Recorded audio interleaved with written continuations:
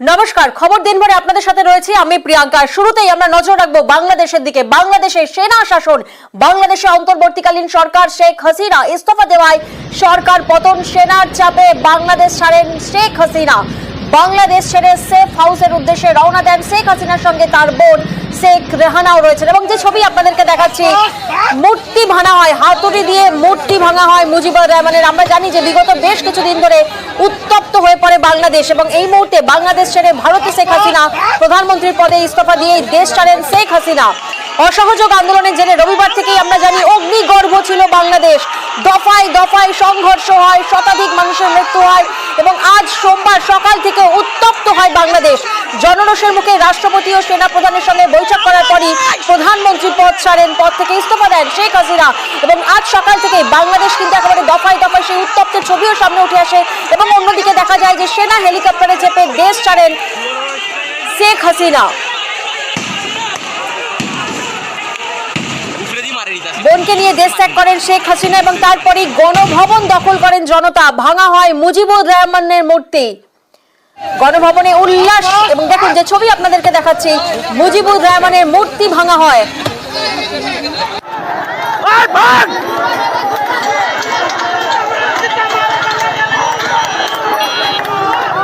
আমরা জানি যে কোটা সংস্কার আন্দোলনকে ঘিরে গত কয়েকদিন ধরেই উত্তপ্ত ছিল বাংলাদেশ। প্রবল জনরোষের মুখে পড়ে বাংলাদেশের সুপ্রিম কোর্ট কোটা সংস্কারের পক্ষে রায় দিলেও 9 দফা দাবিতে আন্দোলন চালিয়ে যাওয়ার কথা ঘোষণা করেছিল বৈষম্য বিরোধী ছাত্র আন্দোলন।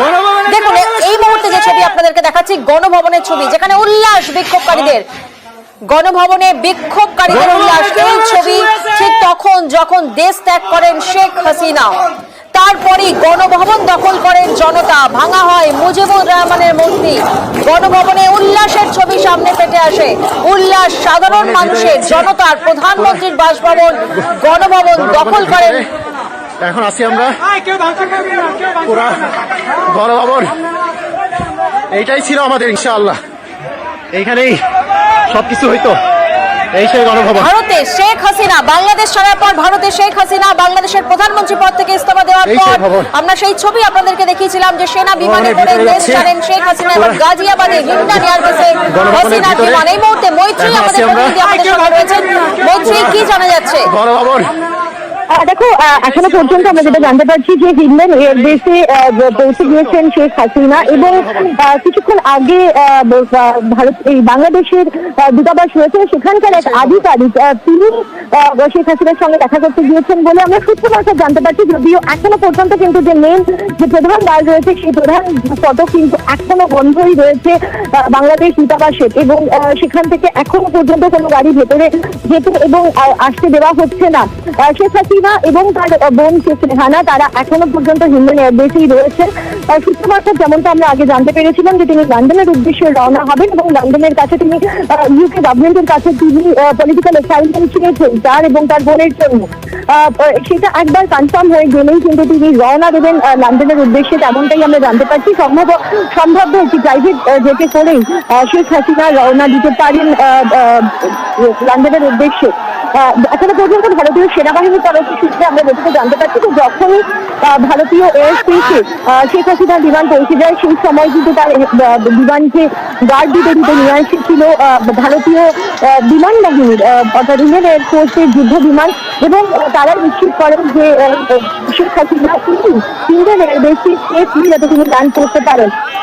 এই মুহূর্তে ইন্ডিয়ান এয়ারবেসে শেখ হাসিনা রয়েছেন, এবং তার পরবর্তী গতিপ্রকৃতি আমরা আরো কিছুক্ষণ বাদেই জানতে পারবো। যদিও সেনাবাহিনী এবং বিদেশ মন্ত্রকের শীর্ষ কর্তারা তারা গোটা বিষয়টি তারা তাদের নজরে রাখছেন, এবং এই বিষয় নিয়ে তারা অত্যন্ত সিক্রেসি মেনটেন করছেন এই মুহূর্তে। একেবারে মৈত্রী, গাজিয়াবাদের হিন্ডন এয়ারবেসে শেখ হাসিনার বিমান হিন্ডন এয়ারবেস থেকে লন্ডন রওনা, যেমনটা মনে করা হচ্ছে আমাদের প্রতিনিধি মৈত্রী যেমনটা জানালেন। এবং আমরা দফায় দফায় সেই ছবি আপনাদেরকে দেখাচ্ছি। একদিকে যেমন গণভবনে উল্লাসের ছবি সামনে উঠে এসেছে, তেমন অন্যদিকে সেনা প্রধান তিনি বলছেন, ওয়াকারুজ্জামান তিনি বলছেন সব হত্যা অন্যায়ের বিচার হবে। বিক্ষোভকারীদের শান্ত থাকার আর্জি, আন্দোলনকারীদের ঘরে ফেরার আর্জি সেনা প্রধান জেনারেলের।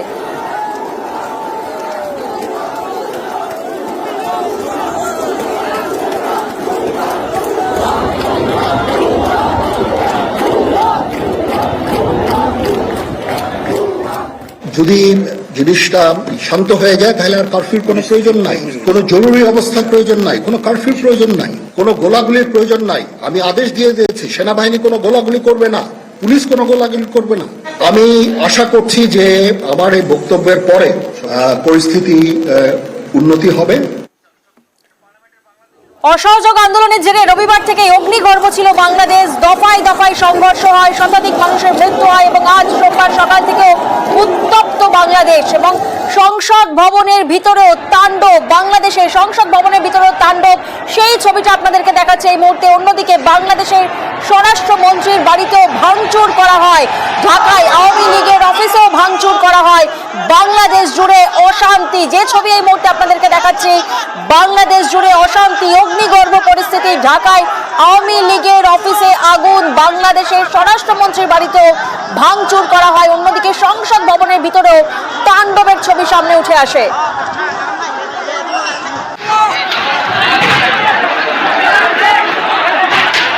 হাসিনা সরকারের পতন, ফের সেনা শাসনে বাংলাদেশে অন্তর্বর্তী সরকার গঠনের তৎপরতা, সেনার আন্দোলনকারীদের শান্ত হওয়ার বার্তা। এবং যে ছবি আপনাদেরকে দেখাচ্ছি, বাংলাদেশে একদিকে যখন অন্তর্বর্তীকালীন সরকার, তখন অন্যদিকে কিন্তু একেবারে তাণ্ডবের ছবি সামনে উঠে আসছে। বাংলাদেশের সংসদ ভবনের ভিতরে ছবিটা দেখুন, সংসদ ভবনের ভিতরে একেবারে তাণ্ডব চালায় জনতা।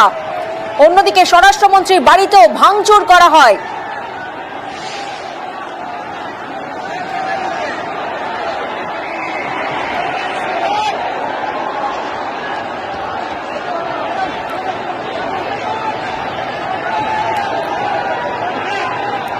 পড়শি দেশের অশান্তিতে সতর্ক ভারত, সীমান্ত পারে কড়া নজরদারি, মোতায়েন বাড়তি সেনা। সীমান্ত পরিদর্শনে যেমন বিএসএফ এর ডিজি, তেমন সতর্ক পশ্চিমবঙ্গ।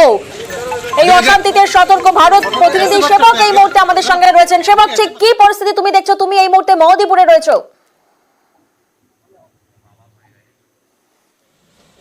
একদমই দেখো, মহদীপুর সীমান্তে আমরা যখন আসি কয়েক ঘন্টার মধ্যে অনেক বদল দেখলাম। সকাল থেকে স্বাভাবিক ছিল পরিস্থিতি, আন্তর্জাতিক স্থলবন্দর, বাণিজ্য চলছিল, 142টি গাড়ি সকাল থেকে গিয়েছিল, প্রচুর মানুষ ভারত বাংলাদেশের মধ্যে পাসপোর্ট নিয়ে আসা যাওয়া করেন।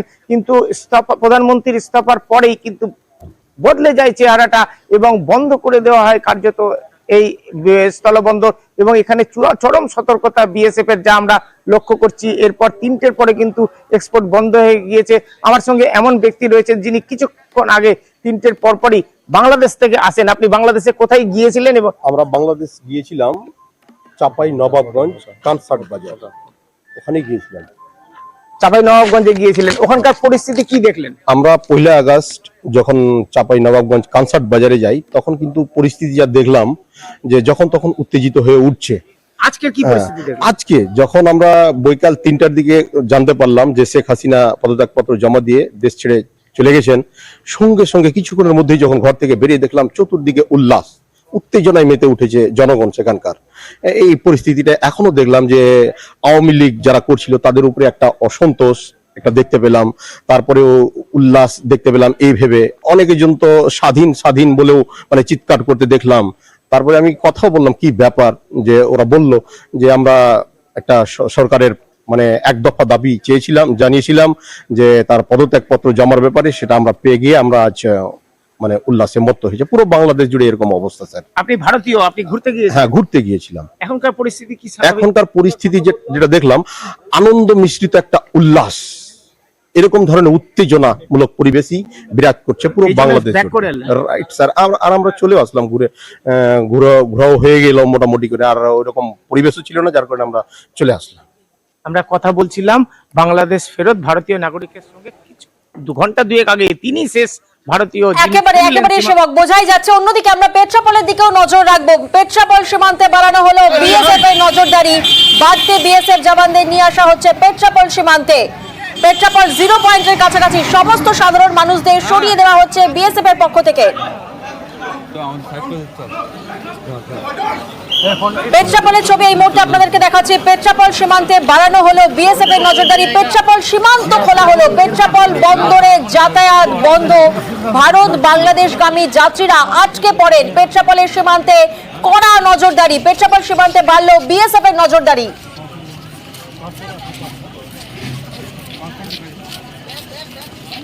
এতক্ষণ ধরে আমাদের ইমিগ্রেশন গেট বন্ধ ছিল, এখন আবার নতুন করে আমাদের গেট চালু করে দেওয়ার জন্য আমরা উপকৃত হয়েছি।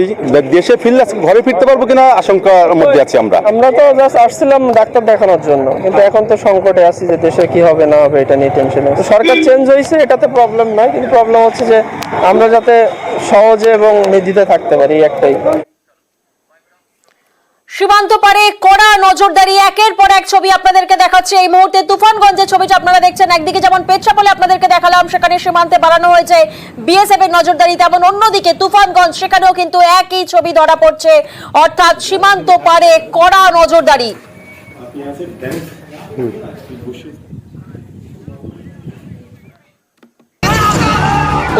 এমন পরিস্থিতি যে বাংলাদেশের পরিস্থিতি নিয়ে এবার বৈঠকে বিএসএফ এর ডিজি, কলকাতায় বৈঠকে বিএসএফ এর ডিজি, ২ পরগনার সীমান্তবর্তী এলাকা পরিদর্শন। প্রতিনিধি অমিত এই মুহূর্তে আমাদের সঙ্গে রয়েছেন। অমিত, তোমার থেকে আরো বিস্তারিত জানতে চাইবো, ঠিক কি কি নির্দেশ দেওয়া হচ্ছে? দেখো, দলজিৎ সিং চৌধুরী দুদিন আগে ডিজি হিসেবে দায়িত্ব নিচ্ছেন বিএসএফ এবং তারপরে এটা প্রথম সফর আমাদের পশ্চিমবঙ্গের সফর। এবং আজকে তিনি উত্তর ২৪ পরগনা এবং সুন্দরবনে যে বিস্তীর্ণ যে এলাকা রয়েছে, কোস্টাল এলাকা রয়েছে, সে সমস্ত এলাকা তিনি পরিদর্শন করেছেন এবং দক্ষিণ পূর্ব প্রান্তের যারা বিএসএফ আধিকারিক রয়েছে তাদের সঙ্গে তিনি বৈঠকে বসেছেন। কারণ বাংলাদেশের যে উদ্ভিদ পরিস্থিতি, সেই পরিস্থিতি নিয়ে মূলত বর্ডার এরিয়ায় সিকিউরিটি ফোর্স কিছুদিন আগে থেকে বাড়ানো হয় এবং আজকে তিনি সরেজমিনে এলাকা যেমন খতিয়ে দেখেছেন, অর্থাৎ বর্ডার সীমান্ত এলাকা তিনি যেমন দেখেছেন এবং সেই সঙ্গে আমাদের রাজ্যে যে সমস্ত বিএসএফ এর কর্তারা রয়েছে তাদের সঙ্গে তিনি বৈঠকে বসেছেন এবং সিকিউরিটি অ্যারেঞ্জমেন্ট এবং নিরাপত্তা বিষয় নিয়ে কিন্তু দীর্ঘ আলোচনা হয়েছে, এমনটা কিন্তু আমরা বিএসএফ সূত্রে জানতে পারছি। বেশ,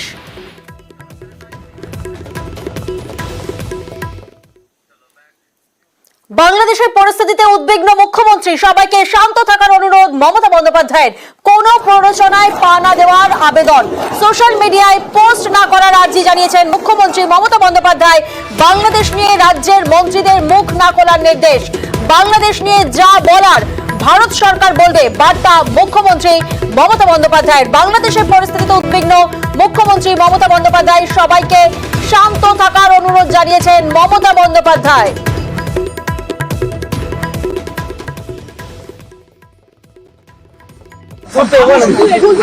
আপনাদের হাত জোর করে সমস্ত সম্প্রদায়ের মানুষের কাছে শান্তি থাকুন, সুস্থ থাকুন, কেউ কোনো সাম্প্রদায়িকতার মূলক আচরণ করবেন না এবং আইন হাতে তুলে নেবেন না।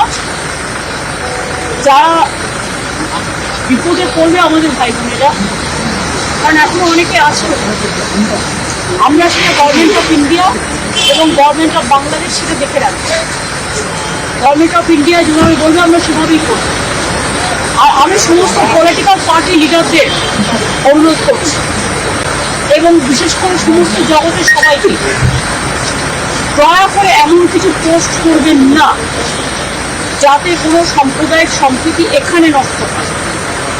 এবং সব দলের নেতারাই তাদের বলবো এটা দেশের উপর ছেড়ে দিন, দেশে আমাদের সরকার আছে তাদের উপর ছেড়ে দিন।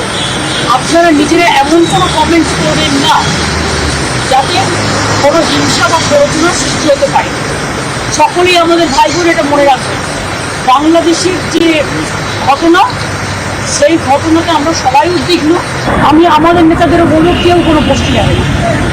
সুতরাং আমি আপনাদেরও বলবো এবং সমাজ জগৎকেও বলবো, শান্তি রক্ষার স্বার্থে আসুন।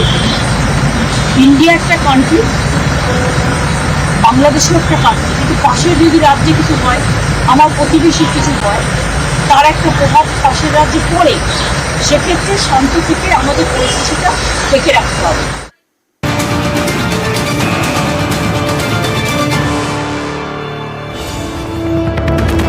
আর এই মুহূর্তে প্রধানমন্ত্রী বিদেশ মন্ত্রীর বৈঠক, অশান্ত বাংলাদেশের পরিস্থিতি নিয়ে বৈঠক প্রধানমন্ত্রী এবং বিদেশ মন্ত্রীর। আমরা জানি যে পদত্যাগ করার পর এখন ভারতে শেখ হাসিনার পদত্যাগ নিয়ে কথা দুজনের বৈঠক প্রধানমন্ত্রী বিদেশ মন্ত্রী। প্রতিনিধি মৈত্রী এই মুহূর্তে আমাদের সঙ্গে রয়েছেন। মৈত্রী, আর কি তথ্য সামনে আসছে?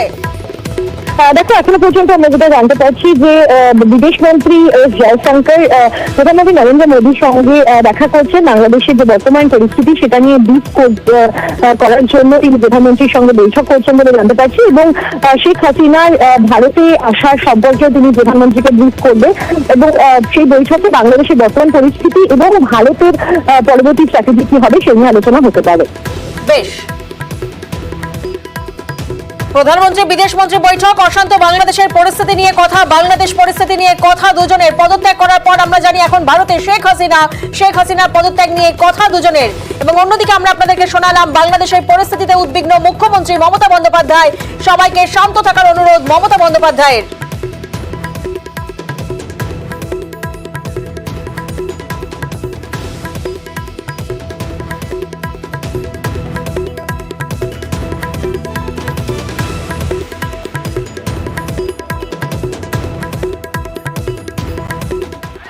আর অন্যদিকে যে ছবি আপনাদেরকে দেখাবো, ওপারের পঞ্চগড়ের বাংলা বান্দা সীমান্ত এলাকায় আওয়ামী লীগের ফ্লেক্স, মন্ত্রী নেতাদের ফ্লেক্সে অগ্নি সংযোগ। ফুলবাড়ি সীমান্তের ছবি এই মুহূর্তে আপনাদেরকে দেখাচ্ছি, যেখানে আওয়ামী লীগের ফ্লেক্সে অগ্নি সংযোগ, মন্ত্রী নেতাদের ফ্লেক্সে অগ্নি সংযোগ। ঠিক ওপারের পঞ্চগড়ের বাংলা বান্দা সীমান্ত এলাকার ছবি, যেখানে দেখা যাচ্ছে একের পর এক ফ্লেক্সে আগুন ধরিয়ে দিচ্ছেন জনতা, মন্ত্রী নেতাদের ফ্লেক্সে অগ্নি সংযোগ, সেই ছবি সামনে আসছে।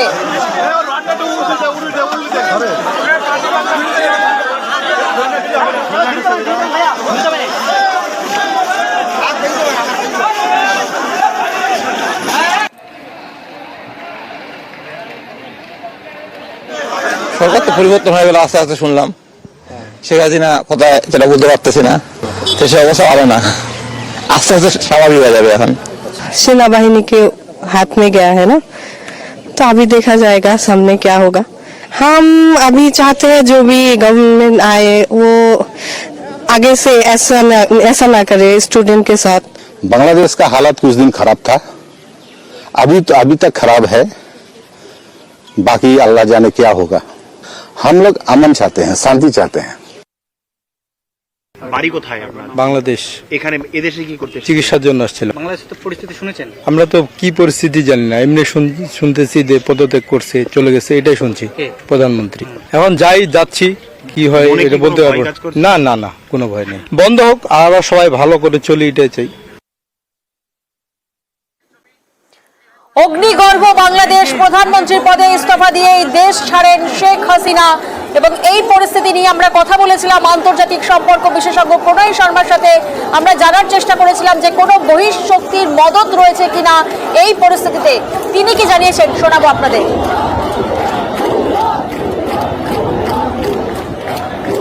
শেখ হাসিনার সঙ্গে ভারতের সম্পর্ক খুবই ঘনিষ্ঠ, এবং যবে থেকে নরেন্দ্র মোদী এখানে ক্ষমতায় এসেছেন খুব গভীর হয়েছে সেটা, এবং অনেক ধরনের কোঅপারেশন হয়েছে, বিভিন্ন ফিল্ডে কাজকর্ম হয়েছে। সুতরাং তার চলে যাওয়ায় নিশ্চয়ই একটা অনিশ্চয়তার সৃষ্টি করে। বাংলাদেশে অনিশ্চয়তা যদি থাকে তার একটা প্রভাব নিশ্চয়ই ভারতেও পড়বে। সেখানে যদি মারধর চলে, এই ধরনের গোলমাল চলে, তাহলে অনেক লোক হয়তো আশ্রয় নেবে ভারতে। এটা ছাত্র আন্দোলন ছিল নিঃসন্দেহে সেখানে। আমার মনে হয় যে শেখ হাসিনা যদি তাদের সঙ্গে নিজে এনগেজ করতো, যেটা তিনি করতে সেখানে আমার মনে হয় তিনি ভুল করেছেন। সেখানটায় তিনি তাদের ছাত্র বাহিনী যেটা আছে, ছাত্রের সংঘ তাদেরকে না দিয়ে, পুলিশ ব্যবহার না করে যদি তাদেরকে আলোচনা ডাকতেন, আমার মনে হয় এই ঘটনা তিনি আগেই অনেক কন্ট্রোলে আনতে পারতেন। এখানে বাংলাদেশের যে অপোজিশন যেটা আছে, ধরুন বিএনপি বলুন, জামাত বলুন, এটা তো বহুদিন ধরে ক্ষমতায় নেই, এবং তারা চেষ্টাই করছিল যে কিভাবে তারা ফিরবে, এবং এই ধরনের সুযোগ তারা নেবে। অনেক দিন ধরে মানুষের যে ক্ষোভগুলো, রাগগুলো, সেগুলো থাকে, এই ধরনের কোন একটা ঘটনায় সেটা বাইরে চলে আসে।